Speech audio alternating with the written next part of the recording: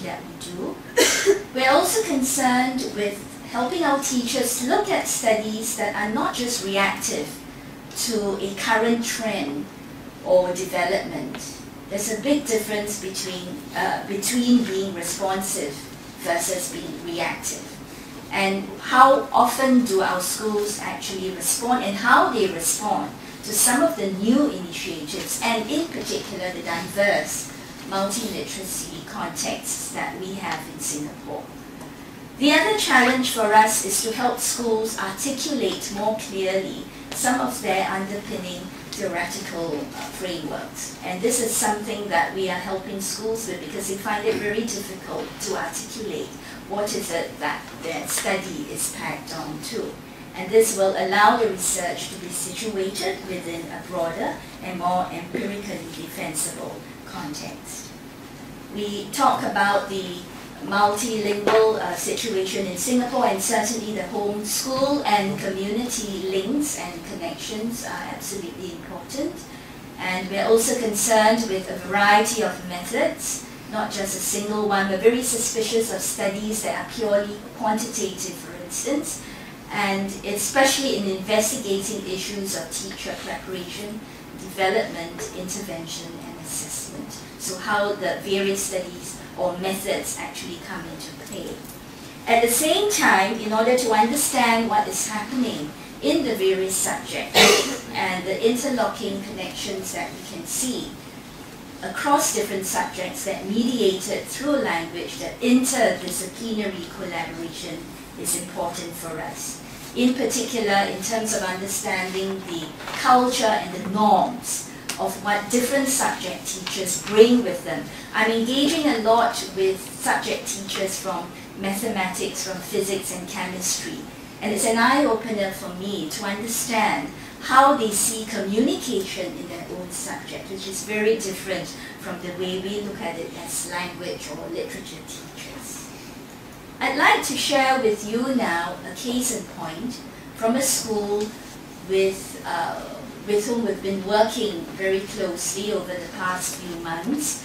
This is a mainstream non-elite school in a neighborhood estate.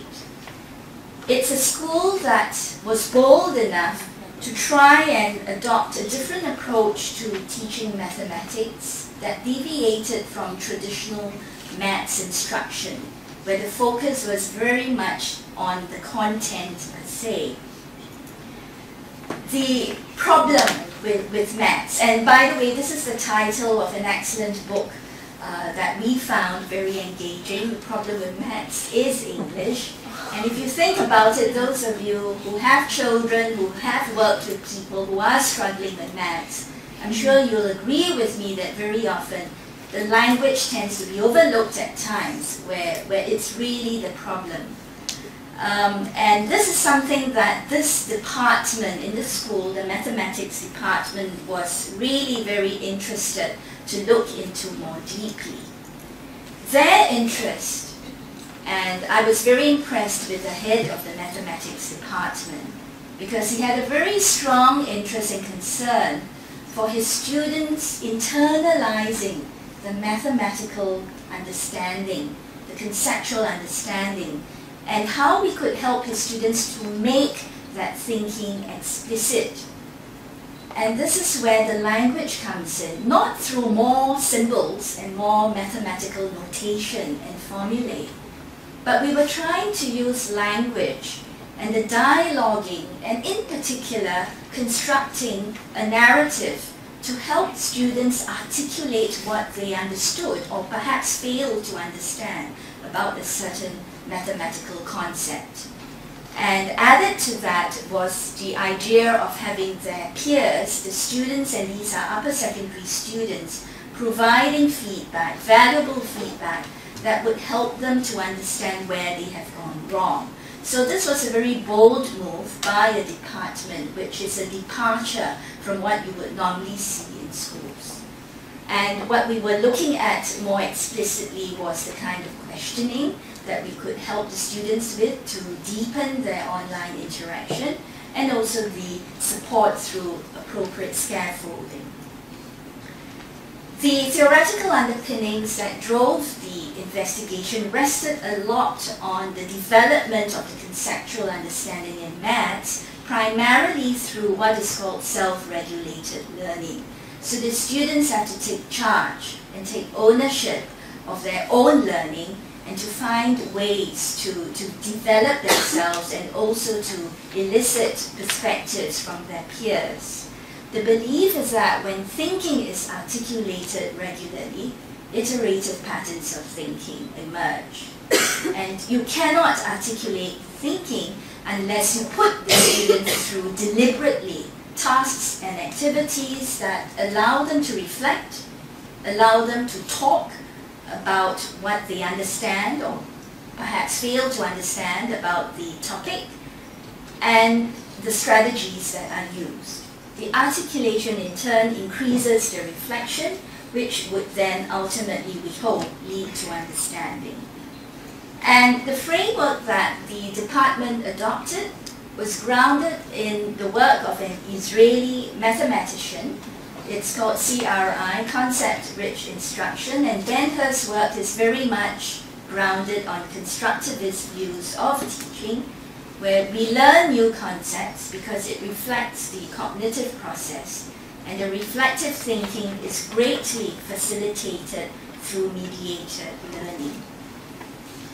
This is an example of the task which the students were put through.